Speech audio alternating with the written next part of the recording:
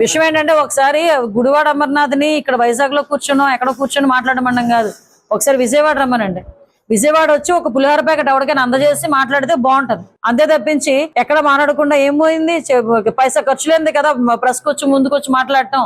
అందుకని నోటుకు వచ్చినట్టు ఏది పడితే అది మాట్లాడుతున్నారు. కొంచెం సంస్కారం ఉంచుకొని మాట్లాడుకోవాలి. అక్కడ ఎన్ని సహాయక చర్యలు జరుగుతున్నాయి, ఎంతమంది దాతలు ముందుకొచ్చి ఈరోజు సహాయక చర్యల్లో పాలు పంచుకుంటున్నారు. ఎక్కడో కూర్చొని కబుర్లు చెప్పడం కాదు. ఇంత మాట్లాడారు జగన్మోహన్ రెడ్డి, ఎందుకు కనీసం ఈ టైంలోని కూడా విజయవాడ వదిలేసి బెంగళూరు వెళ్లాల్సిన అవసరం వచ్చిందండి? ప్రతిపక్ష నాయకుడు కదా పులివెందుల ఎమ్మెల్యేకి ఏంటి అవసరం? ఈ రోజు వైఎస్ఆర్సీపీ నాయకుడిగా ఆయనకి బాధ్యత లేదా? విజయవాడలో ముంపు ప్రాంతాల్లోనే చూసుకోవాల్సిన బాధ్యత ఆయనకి లేదా? ఈ రోజు బెంగళూరులో ఎందుకు కూర్చున్నాడు? ఆ పాస్పోర్ట్ ఇచ్చుండే లండన్ లో వెళ్ళి కూర్చునేవాడు. పాస్పోర్ట్ ఇవ్వలేదు కాబట్టి ఇంకా బెంగళూరులో కూర్చున్నాడు. వాళ్ళు కూడా కబుర్లు చెప్తారు. అసలు రోడ్ల మీదకి వచ్చి కనీసం ఒక వాటర్ ప్యాకెట్, ఒక పులిహోర ప్యాకెట్ కూడా ఇవ్వలేని వాళ్ళు కూడా ఈ రోజు వచ్చి ఇలాంటి కబుర్లు చెప్పడం నిజంగా వాళ్ళ తాలూకా అజ్ఞానానికి ఇది ఒక నిదర్శనం అంతే.